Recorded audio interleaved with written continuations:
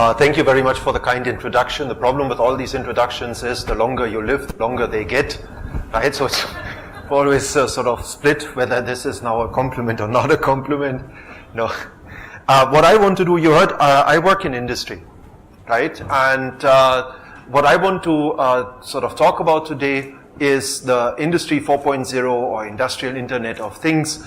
What is sort of our view on this? We'll look at an overview, we'll look at impact and use cases. How can you actually do that in terms of driving these implementations in a company?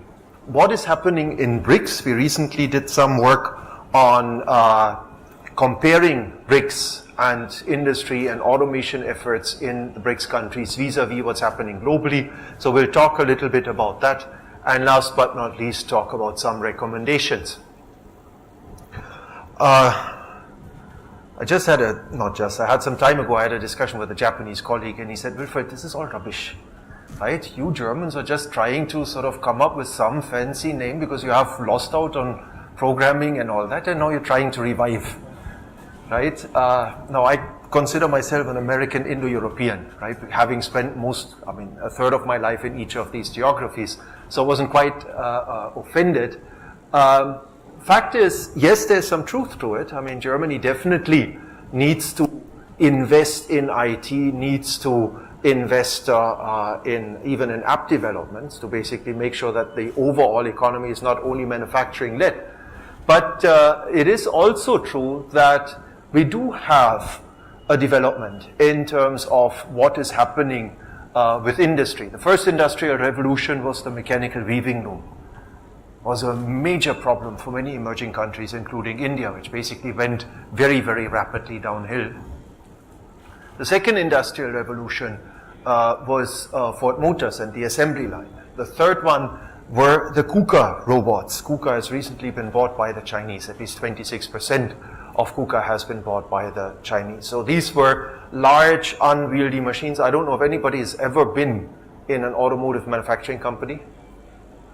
If that is not the case, I've been telling people to go for the last 15 years because I believe that even IT should go and see what's happening in factories. But these were very expensive robots, very large robots, and very dangerous robots. Because you basically program them, and once they're programmed, they just move. Right? So if there's a human in the way, that human unfortunately loses out, right? That's why you normally have huge cages around these robots. And what is happening now, and why we're calling it the fourth industrial revolution, is the fact that we are able today to produce robots that are dramatically cheaper. We have an opportunity to put sensors everywhere, whether it's RFID chips or others, and we have an opportunity to connect these various devices with each other and with humans. So it's a completely integrated production system that we are able to create, and we'll see in a little bit what the advantages are. So what we do is we are combining the computing hardware and the computing software, things like real-time data processing and business process software and so on and so forth, via connectivity with the production hardware, which is robotics, joining techniques, traditional machinery, and then the corresponding interfaces where we have sort of biometrics, RFID, visual sensors, right? Sounds very simple, is not that simple, because the world of a factory and the world of software is very different, right? If you write software for an automotive, for example, application, you have to be much more quality conscious than if you write it for Microsoft. Now your responsibility for interfacing with the PLCs and making sure that this runs without problems is much, much higher, because if you fail, somebody potentially dies, right? Now, what does this do for us, this Industry 4.0? We believe that this gives us flexibility and mass customization. Overall, the return on capital employed of investment will go up dramatically. If we look at the automotive industry, we're talking of an increase of more than a factor of 3, getting an ROCE of about 42%. Sounds potentially, for those who know, quite high, but has been done in factories. Right? Siemens has some applications where this is happening already. We're talking about factories where equipment efficiency goes up dramatically. Today, if you're running one of the best companies globally, you will be at around 60% what we call OEE. With this, you can get to 99.2, 99.5%. These machines run continuously. There is really no unscheduled downtime. Right? Now, what all of that means, in addition now with factories being able to de facto manage themselves, right? I have a sales interface, and we'll see that in a nice German example, where somebody types in an order on a website that is automatically integrated with the factory. The factory basically informs the suppliers if the material is not there. The suppliers provide the inputs, and the factory produces. And many of these factories are thought of as near black factories, right? Black factories in the sense that there's no electricity. There are no humans, we really don't need light, right? So that is the future. The impact on emerging markets is de facto that labor is dramatically reduced in this environment. So we're losing about 45-50% of employment in these highly efficient factories. And that simply means for a country such as India that is pushing make in India or made in India, our advantage in terms of labor cost is going away. And it's not only limited to production, it's also obviously the case in software. Right? Because, I mean, more of these software bots will have an impact on productivity increases in the software industry with potentially negative impact on employment. And one of the areas that is important is a shift of skill set. That shift of skill set goes in both directions.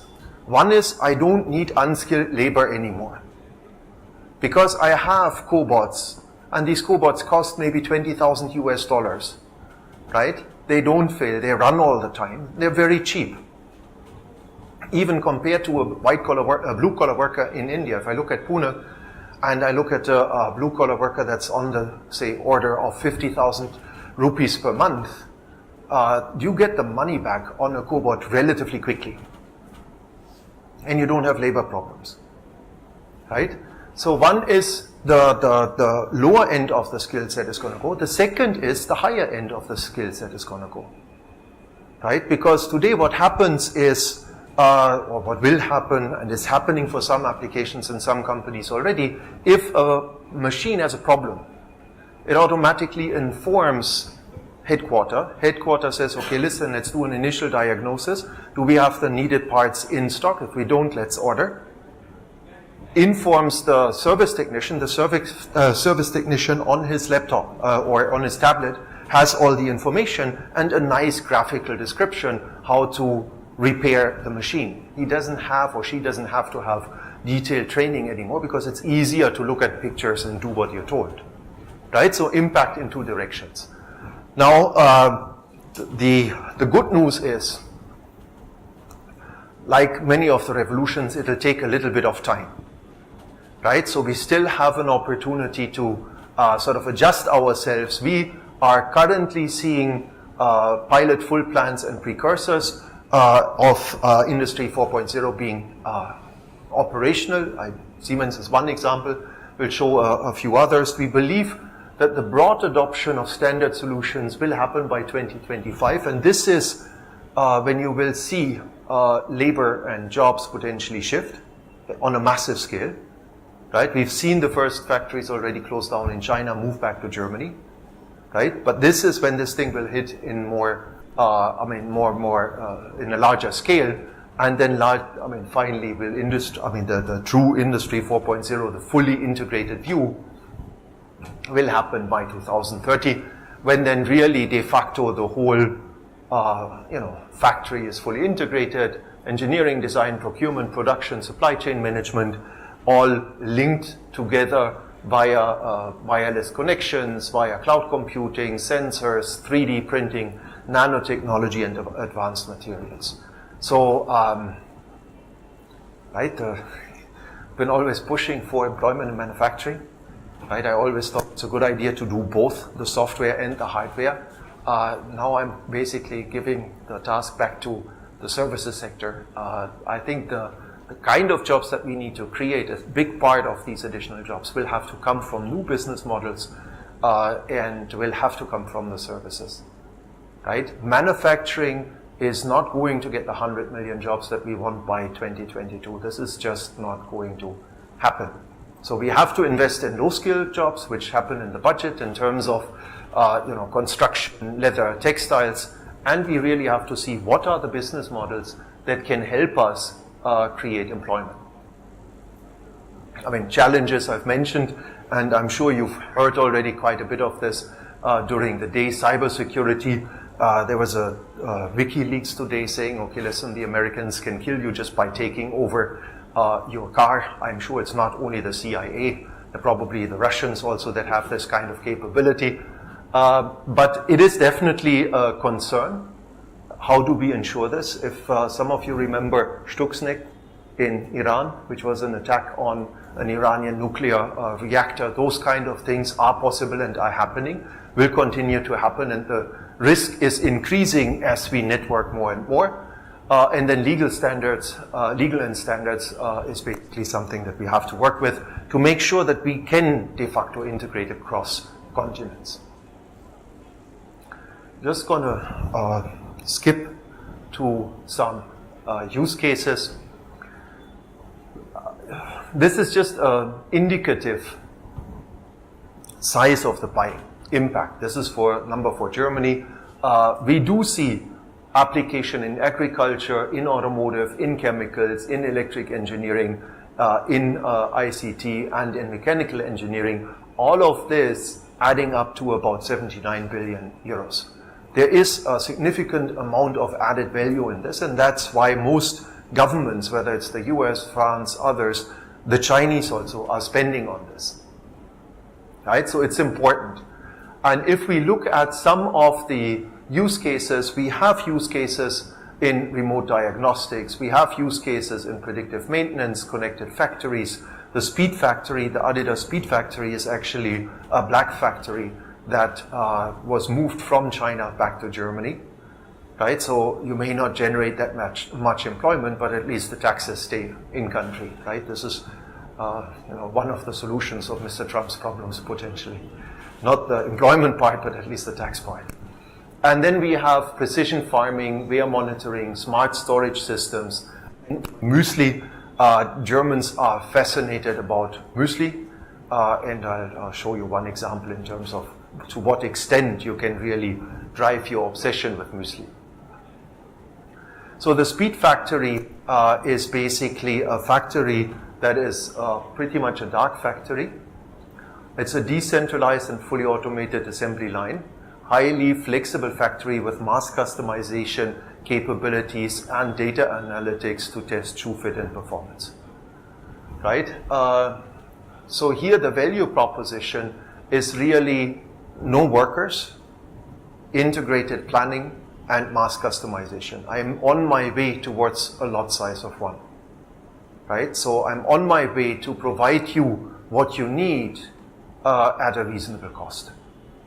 Right? That's what is driving this. We have precision farming. This is something where people are looking at increase in yield productivity to the tune of 10 to 40%, decrease in chemical input costs by 10 to 20%, and decrease in labor and workforce related costs by 20 to 30%. Again, this is a whole range of activities. You have sensors in the field. You monitor when you have to put nitrogen into the fields and all that. This is not limited to the West. There's a lot of work that's currently happening. TCS, for example, is working on it to understand what is the application of precision farming in an Indian environment. Right? We still have, unfortunately, a growing population. We have agricultural output that is dramatically behind anything that's happening globally, and we have an average farm size which is 1.5 hectares per farmer, which is very, very small. It's twice as large as the Chinese, but somehow the Chinese are much more efficient. So the question is, how can I find solutions that limit the amount of fertilizer that our farmers are using, that make sure that de facto they don't have to commit suicide, but they're able to make money running those small farms?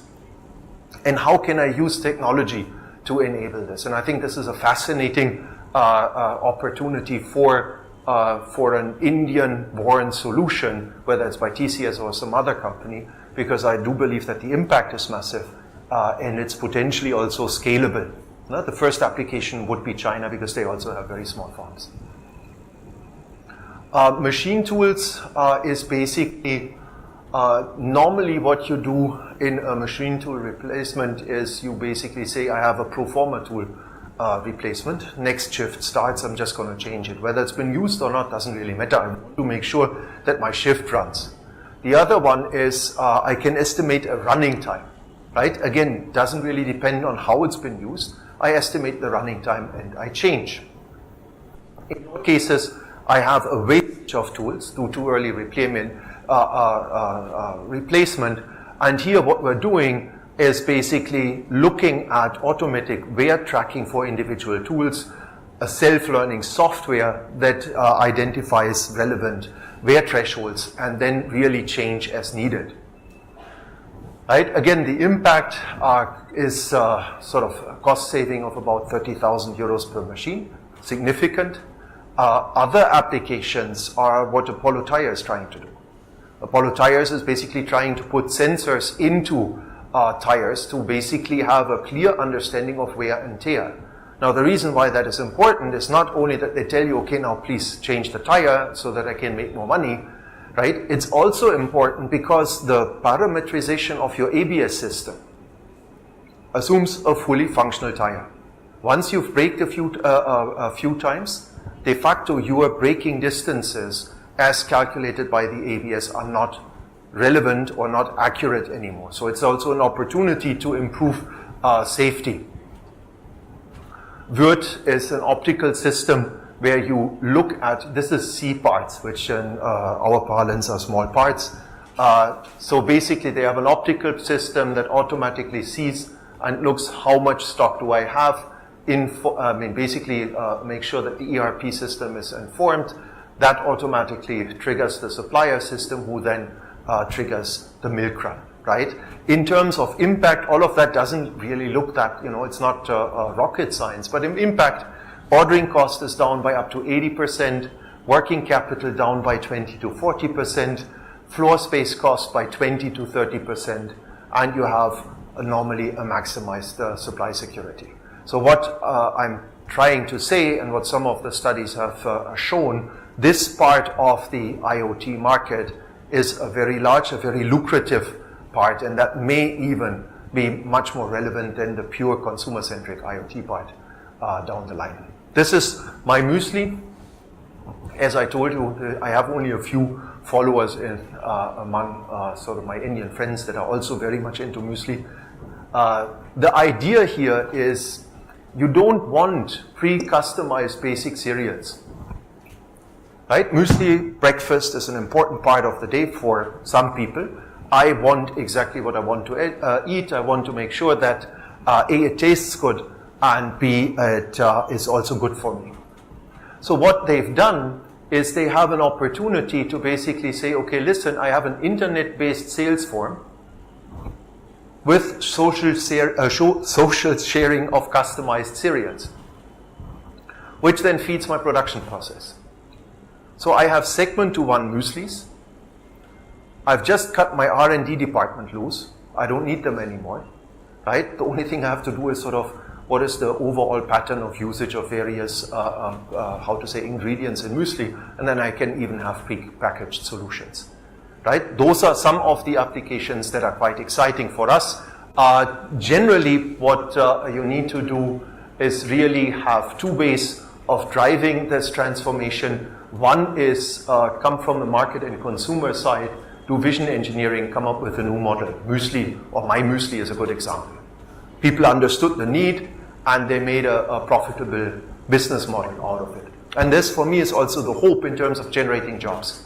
We're just going to do things differently, and we're going to make our life more even more comfortable, attractive, and hopefully make that also on a larger scale and achieve that on a larger scale. So that is one thing. The second thing is, if we're looking at the kind of customers that we have here in India, we are also working with them in a very sort of graded manner to upgrade their facilities. Where can I really use technology to drive productivity, and what is even more important, to drive quality?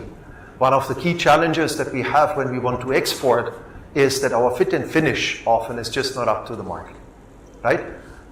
Automotive, great, Nissan, Renault, Hyundai, all of those guys are exporting out of India. But if you look at homegrown Indian companies doing boilers, chillers, pumps, there's an opportunity to really increase export success by improving fit, finish, and appearance. It's not about whether the product works or not, it's basically about how does it look, right? And that's an opportunity for using these kind of technologies. And you can basically go through the various areas and understand what needs to happen in those factories, come up with clear recommendations in terms of implementation, and then roll this out. Now let's have a look at BRICS.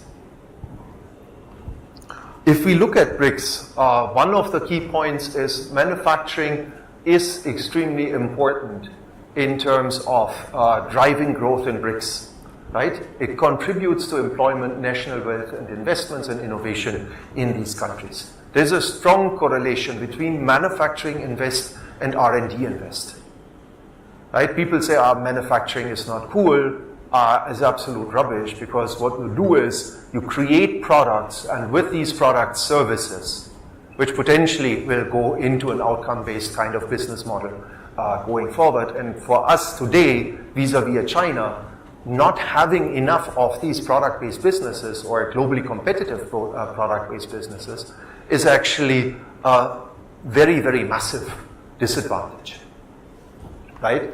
The second thing is that if you look at GDP per capita, countries have not been able to come to a reasonable level of GDP per capita unless they've been able to export.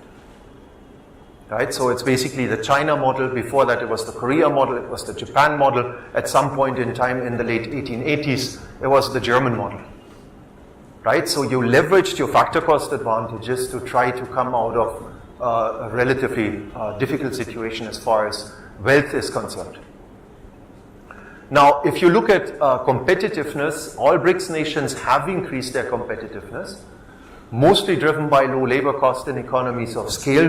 The one exception, again, is China. China is clearly saying, and if you look at their vision statement, they are declaring war on the Americans and the Europeans. Rightfully so, they should, right? But their vision now is, I want to be a global manufacturing leader. I'm not going to import technology, I'm going to lead by technology, right? Part of that is a very aggressive mergers and acquisition activity. They're basically in Europe and buying whatever they can in terms of technology assets, and they're doing the same in the US. We currently had last year, I think, close to 70 billion transactions of Chinese companies in the US. So there's a lot of that happening. The challenge that we see is Industry 4.0. That's de facto nothing else as saying enough is enough. Right? We've given enough jobs. I mean, I don't have my red tie, I forgot it. Otherwise, not that I like the guy, but at least I can make his point. What he's saying is, we've actually been asleep. We've given all this value addition to China. Stop it. Right? Now, the way he's going to do that, in all likeliness, is not by generating lots of low-cost jobs that he can potentially do via infrastructure, but he will try to use technology to improve productivity and have a real alternative for production in the United States. That is the game that's currently being played, and that will have, in my opinion, a significant impact. Now, that doesn't mean that all the manufacturing will go, but your export opportunities may dramatically reduce. Right? That's at least what we think. If we look at BRICS, most of them have challenges, except for China. China has an automation density of 36 per 1,000, right? India is at 2. right? Just a fraction of China. China still being a fraction of what's happening in Korea, in Germany, in the United States. But China is today the largest buyer of automation equipment and robots. Right? If you look at the patents coming out in robotics and in AI, they are way ahead of the curve, including the US and Germany. Right? So there's a clear, focused effort to move to the next level. And clearly, we need to basically look at skill upgradation, and even the availability of scientists and engineers that really can work in this area is relatively low. Right? Our STEM density, even if we include all the colleges that we have, is not higher than what we have in Germany. So yes, maybe 30% of a large number is still more people. Clearly, those people need to be of the right quality and caliber. We've worked out Industry 4.0 index that takes various components into account. And what we see is basically that we have about 4 countries that we believe are at the leading edge of the game. Those are Korea, Japan, Germany, US. China rapidly catching up, and we see very little activity over here. Right? That's an infrastructure issue. It's an issue of government. It's an issue of academia and company cooperation. But it also is a problem. Right? This game is productivity and quality. Right? Now you may say, listen, I can still hold on as far as productivity is concerned.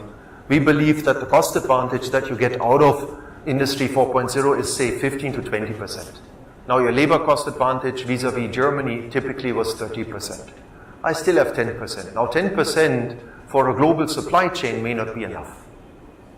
Right? That's risk number 1. The second risk is, if you don't invest in this, you're not going to be able to hit the quality targets that will be put on you. Right? So, for me, this is an area of concern. We do have, IIOT or Industry 4.0 development in India. It's not that we're not doing it. Right? I have some work at TCS, SAP, the global Industry 4.0 center is led out of India, with a third of the team in India, a third in Germany, a third in the United States. But, and that's what we're trying to push also together with NASCOM, can we take that to the next level? Can we potentially sort of also tie up with, say, a country such as Germany, which obviously has some challenges on the IT and the implementation and the software front, to make sure that we can leverage our strength and then roll it out more broadly. So what are some of the opportunities? Potentially, if I invest, I have an opportunity for exports as well as local manufacturing hubs. I do have skill upgradation. I drive up productivity. If I drive up productivity, I can afford to pay higher wages. I have the opportunity to attract FDI. Clearly, I have an opportunity around connected automation and mass customization that would help me create products for the 6 billion rather than the 1 billion. I have an opportunity. I have massive underpenetrated customer segments that I can potentially serve using these kind of technologies. Where we see weaknesses, again, this is de facto not BRICS. This is BRICS without China. China is honestly moved away. But we have an educational system with low formal skills training, which is true for Brazil, for Russia, for South Africa, and also for India. We have a lagging IT infrastructure, low government focus and support. We talk about it, but we're not doing anything. And the other thing where I feel we're consistently challenged is consortia. In the rest of the world, people do pre-competitive work together. They share the risk. They work with the universities. They get some money from government. Right? In the Netherlands, for example, we suggested R&D approach for small and medium enterprises, where you have a panel, the SMEs apply, they get a certificate, right, a voucher, and then they can take that voucher to a university, and then the university and this company can do R&D together. I think all these areas exist in isolation. BITS Pilani has a nice sort of energy efficiency kind of manufacturing line within their campus, which helps them to make sure that their engineers are trained hands-on rather than just theoretical. But I do believe that we have a significant opportunity to take that to the next level. It's not that we can't do it, the question is how do we scale, right? And obviously investment and capex is a turnoff.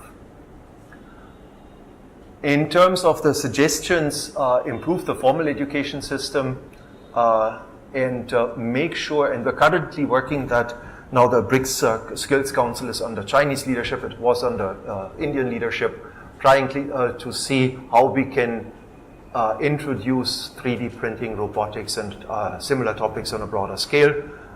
We are looking at Industry 4.0 platform, de facto similar to the kind of tie-up that the Germans and the Chinese have, with the intention of learning from the Chinese, and I'll be done in a second, right? And yeah, just quickly, it is a challenge, and what we need to do is leverage our own capabilities, drive low-cost manufacturing now, make sure whatever jobs you can create, you create now, don't dilly-dally. Right? If you do something against leather, I don't think that's a smart move, because you're really doing a disservice to one of the key industries. Create awareness in the manufacturing sector across or around Industry 4.0, and then basically drive adoption so that we have here an opportunity rather than a threat. And I was told I have half an hour, so I'm still 3 minutes or 4 minutes short. Isn't that correct? Or? If you look at the distribution of management practices in Indian industry, what you find is a double hump structure, right? So you have a small hump over here, then some break, and then you have a large hump in the back. And that's very different from what we see in Brazil. It's very different from what we see in China. It's very different from, say, US. So we have the small hump is absolutely leading edge. In some areas, bleeding edge. Our biggest question is, again, how do we now create an ecosystem that pulls everybody up? That is, for me, the biggest challenge, because if you want to be a high-quality supplier in India, your supply chain needs to be high quality. And that's, I think, one challenge and opportunity, which has various solutions. One of them is we have to look at what is an MSME, in my opinion. We are too restrictive in terms of the size. Let them grow, let them have some money, and let them be able to invest in technology, in education. No? And the biggest challenge generally for automotive suppliers in India, for the ones that are not quite there, is how do I become a development partner? All the big OEMs are not interested in handling 1,200 suppliers. They want maybe 250, 300, and those suppliers will be system suppliers.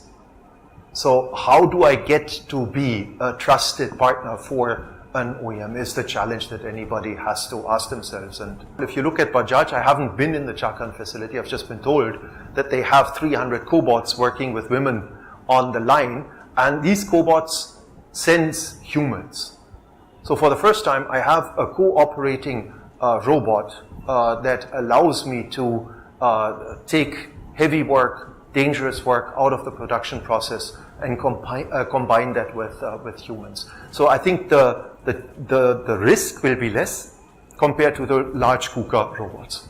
Correct, the risk will be less, but what about the process upsets that a human can cater to, which the robot may not be trained to? Good point. The way these robots are trained is you just, if this is a robot, you just take the robot, move it from A to B. It programs itself.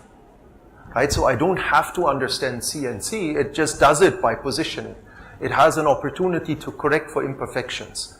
Your KUKA robot cannot do that. You have to be aligned at 90 degrees. If you're 89, we have an issue.